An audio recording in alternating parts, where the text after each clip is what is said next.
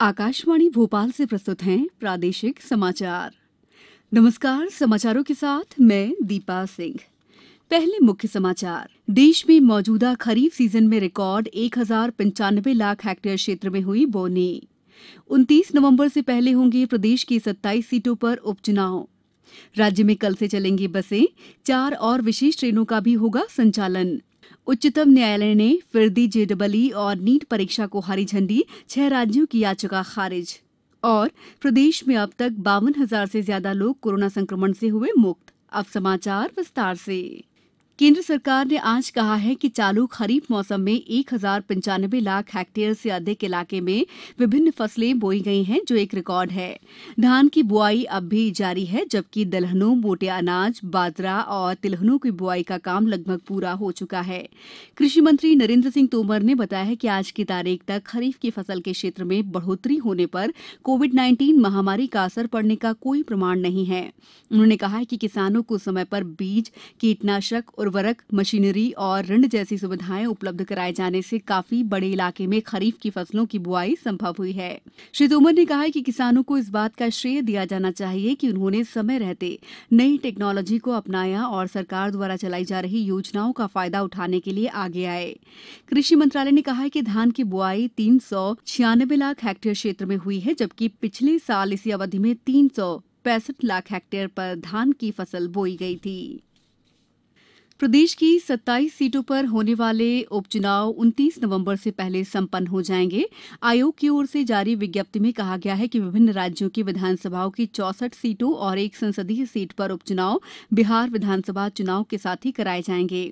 गौरतलब है कि 29 नवंबर से पहले बिहार विधानसभा चुनाव की प्रक्रिया पूरी होनी है। प्रदेश में बसें कल से शुरू हो जाएंगी। शासन की कोविड संबंधी गाइडलाइन का पालन करते हुए यात्री बसें शुरू होंगी। प्रदेश में आने वाले कुछ दिनों में बस संचालन काफी हद तक व्यवस्थित होने की संभावना है। बस स्टैंड पर सैनिटाइजर उपलब्ध रहेगा, टेम्परेचर मापा जाएगा, मास्क के बिना यात्रा नहीं करने दी जाएगी।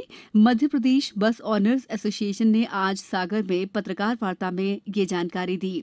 एसोसिएशन के प्रदेश कार्यकारी अध्यक्ष संतोष पांडे ने बताया कि सरकार ने अगस्त तक का टैक्स माफ किया है। वहीं किराया बढ़ाने को लेकर सोमवार तक स्थिति स्पष्ट हो जाएगी।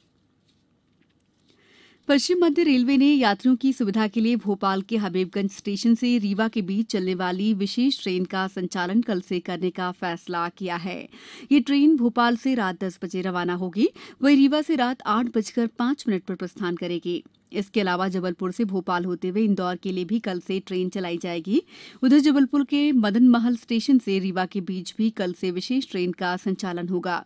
मदन महल स्टेशन से ही सिंगरौली के बीच स्पेशल ट्रेन कल से चलाई जाएगी। आदिवासी बाहुल्य उमरिया जिले की जिला जल और स्वच्छता समिति के द्वारा गोवर्धन योजना के अंतर्गत जनपद पंचायत मानपुर की ग्राम पंचायत बड़ार का चयन किया गया है। पेश है एक रिपोर्ट। गोवर्धन योजना के अंतर्गत चयनित ग्राम पंचायत में पशुधन के वेस्ट के निदान के लिए सामुदायिक गोबर गैस प्लांट लगाया जाएगा। वहां से मिलने वाली गैस का उपयोग रसोई गैस तथा अन्य कार्यों में किया जाएगा। कलेक्टर संजीव श्रीवास्तव ने बताया कि बड़ार ग्राम पंचायत का चयन वहां पर गौशाला संचालन के आधार पर किया गया है। आकाशवाणी समाचार के लिए उमरिया से मैं संतोष गुप्ता। समाचारों में वक्त है ब्रेक का।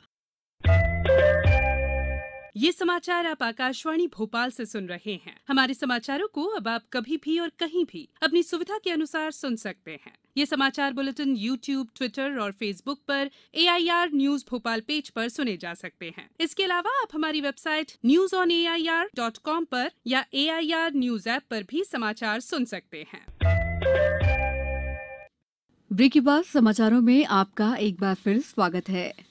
उच्चतम न्यायालय ने आज दूसरी बार कोरोना संकट के कारण इंजीनियरिंग संयुक्त प्रवेश परीक्षा JEE और मेडिकल प्रवेश परीक्षा राष्ट्रीय पात्रता सह प्रवेश परीक्षा नीट को स्थगित करने के अनुरोध को खारिज कर दिया है। 6 विपक्षी दल शासित राज्यों ने उच्चतम न्यायालय के पहले दिए गए आदेश की समीक्षा करने और परीक्षाएं स्थगित करने का आग्रह किया था। इधर प्रदेश में JEE की परीक्षाएं चल रही हैं। राज्य सरकारों द्वारा परीक्षार्थियों को परिवहन सेवा उपलब्ध कराई जा रही है। अनूपपुर से हमारे संवाददाता ने बताया कि 26 परीक्षार्थी आज शासकीय वाहन से परीक्षा के लिए रवाना हुए। उधर उमरिया में छात्र छात्राओं के दल को विधायक शिव नारायण और कलेक्टर संजीव श्रीवास्तव ने हरी झंडी दिखाकर रवाना किया। गुना में 2 मिनी बस और 2 कारों से 21 छात्र गंतव्य के लिए रवाना हुए। प्रदेश में कोरोना संक्रमितों की कुल संख्या 70,000 के करीब पहुंच गई है। वहीं 52,000 से ज्यादा लोग अब तक स्वस्थ हो चुके हैं। राजधानी भोपाल में आज 182 नए मरीजों का पता चला है, जिससे जिले में कुल मरीजों की संख्या 11,447 हो गई है। वहीं इनमें से 9,316 स्वस्थ हो चुके हैं। अशोकनगर से हमारे संवाददाता ने बताया कि जिले में आज 8 नए मरीजों के मिलने से संक्रमितों की संख्या 246 हो गई है।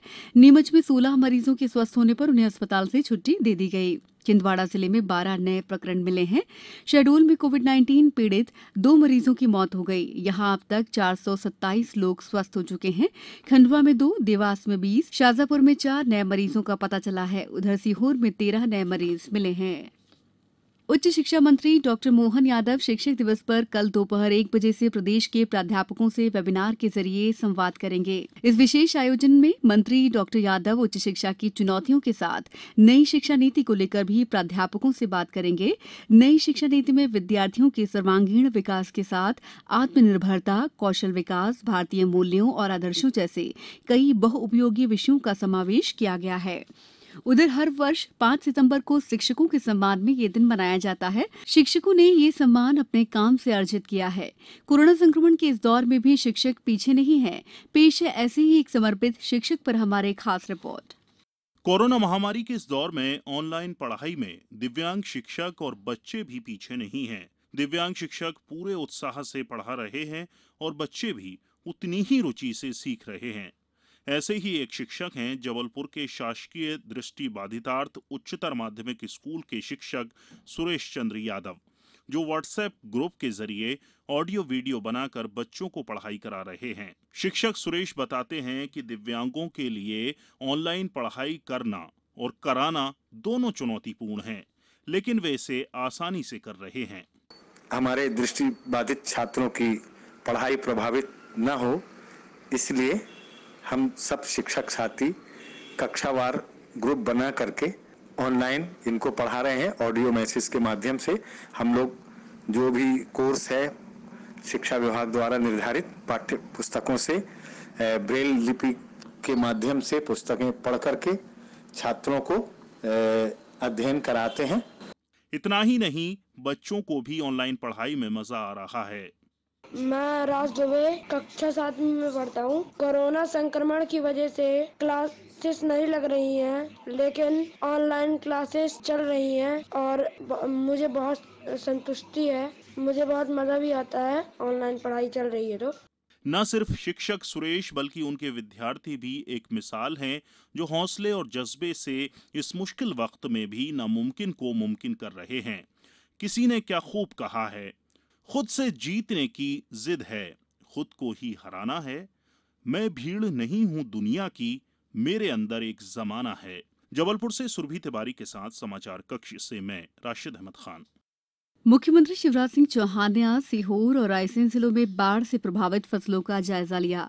रायसेन से हमारे संवाददाता ने बताया कि श्री चौहान धुआखेड़ी, पगनेश्वर और धनियाखेड़ी पहुंचे, जहां उन्होंने खेतों में जाकर अधिकारियों को नुकसान के आकलन के निर्देश दिए। वहीं सीहोर में भी मुख्यमंत्री ने खराब हुई फसलों का सर्वे कराकर मुआवजा वितरण करने को कहा।